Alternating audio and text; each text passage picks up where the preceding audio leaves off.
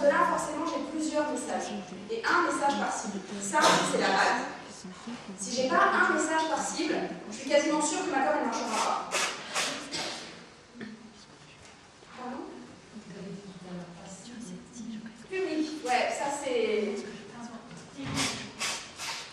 C'est la même chose, mais c'est vrai qu'en web social, je fais fort. Public cible, très bien. Public cible, j'apprécie le compromis. Merci Anna. Oui.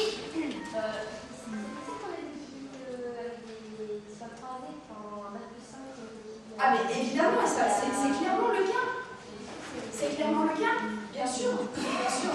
Et pour avoir travaillé aussi sur les thématiques de migration, clairement, comment faire? On s'adapte, on travaille les messages et on travaille. Alors, je rebondis là-dessus pour dire que j'ai précisé un petit peu les éléments de quantification. Sur la qualification, il y a 3 choses qu'il faut dire. Pour chacun des publics qu'on souhaite toucher, il faut arriver à définir, pour chacun de ces publics, quelles sont leurs motivations. Et les motivations, en fait, elles sont classées, il y en a 3 types.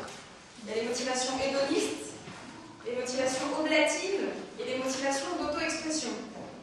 Alors c'est un peu lourd comme ça, machin, mais avec Magali, on vous prépare des petites fiches, des trucs qui seraient. Je vous le fais en bref. La motivation hédoniste, bah, c'est je m'achète un... pardon, je vais mentir dans le commercial, mais c'est très facile du coup à comprendre comme ça. Ouais. Motivation hédoniste, c'est je vais sur voyagesncf.com et je m'achète un séjour au Maldives. Ok, je me fais plaisir. Hédoniste. Exactement. Les motivations relatives, c'est quoi? C'est je vais sur Voyage SNCF, j'achète un séjour aux Maldives, mais je l'offre à Magali. Ok? Ça, c'est cool, hein? Et l'oblatif, c'est ça veut dire faire plaisir aux autres. Et le dernier type de motivation, qui est un levier important en communication sociale, c'est l'auto-expression. L'auto-expression, c'est quoi? C'est la notion d'appartenance. Chez des étudiants, j'en ai quasiment aucun qui n'a pas un smartphone ou un iPhone, enfin un truc, voilà, c'est la caste enfin, voilà. Ils appartiennent tous au monde, enfin, bon, on se comprend, je pense. C'est assez... C'est le côté un peu tribal. C'est assez vrai pour c'est tous les communautaires en fait. Les skateurs vont tous avoir la même paire de... Pardon? C'est identitaire, merci. Merci. Absolument, c'est identitaire. Auto-expression, c'est identitaire. C'est-à-dire que tu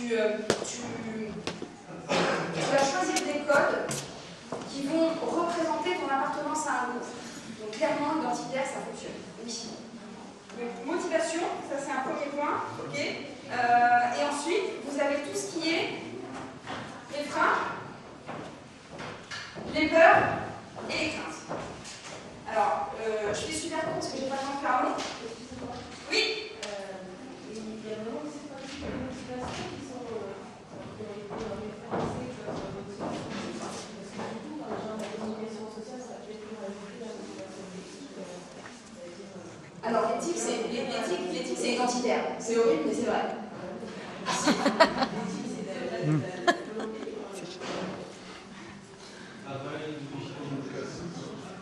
Je vous ai pas entendu, excusez-moi. Alors, en fait, je suis juste complètement d'accord avec vous. C'est pas moi qui ai théorisé tout ça. Il y a des théoriciens et juste...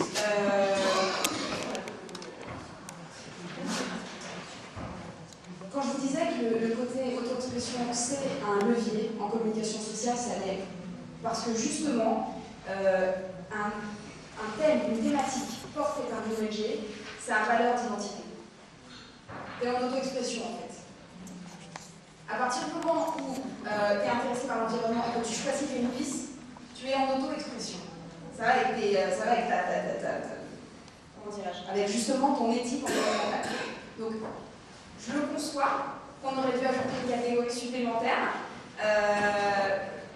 Voilà. C'est se mettre en fait, c'est agir en fonction de son idéal pour soi, quoi. Ouais. C'est de mettre en conformité avec son idéal. Et ça peut être un idéal complètement communautaire ou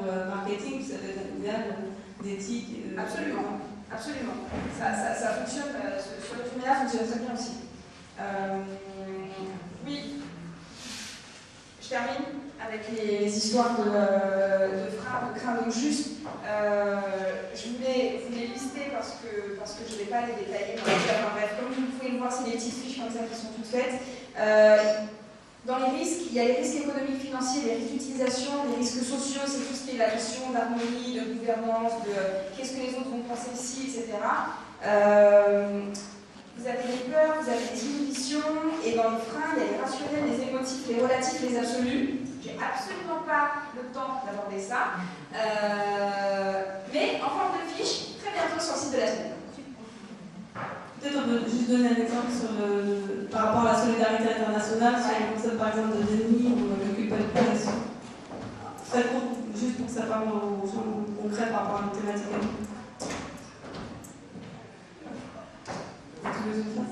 Non, mais vas-y, enchaîne, vas-y.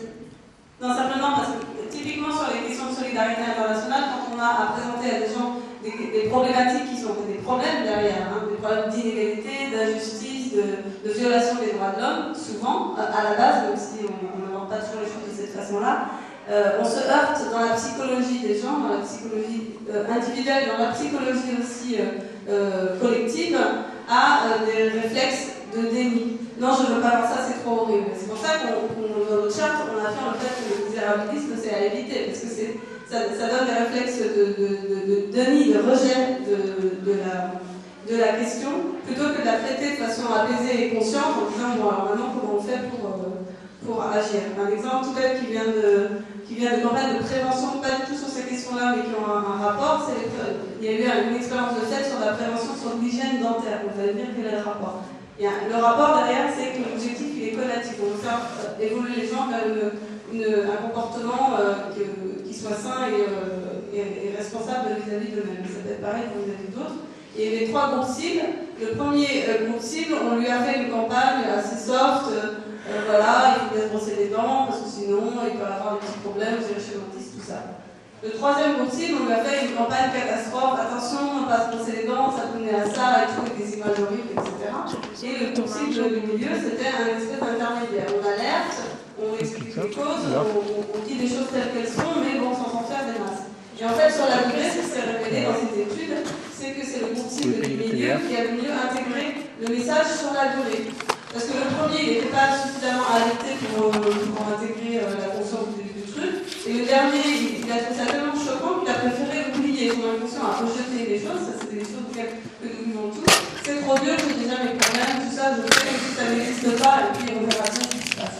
Alors, c'était un des exemples de frein qu'on retrouve dans les gens. Et je pense que c'est important, quand on analyse son public, que chacun d'entre nous sache, même en discutant avec notre famille, nos proches, tout ça. Mais qu'est-ce qui les bloque en fait quand on en parle d'international, quand on en parle de solidarité, s'il y a blocage, évidemment, mais voilà. Oui, et je suis vraiment, il y a différents types de déni. À partir du moment où vous êtes capable d'identifier les points de blocage, on peut les lever dans le message. Et c'est juste ça. C'est vraiment juste ça.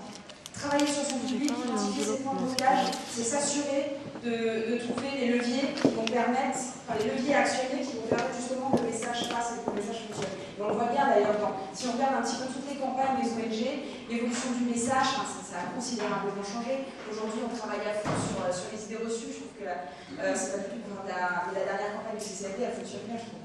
Je ne sais pas si vous l'avez vu un petit peu. Forcément, j'allais. Voilà. Je voudrais juste, je peux faire un petit mot de conclusion.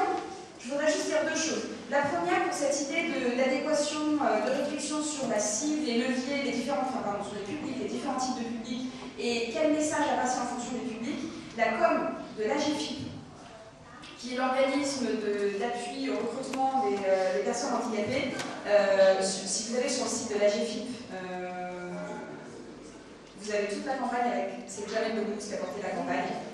Et vraiment, vous avez un message qui est pour les travailleurs, vous avez un message qui est pour les entreprises, et vous avez ensuite un message qui est un peu intermédiaire, vraiment, qui est spécifique internaute. Et justement, cette espèce de... En communication sociale, on appelle ça la stratégie d'encerclement.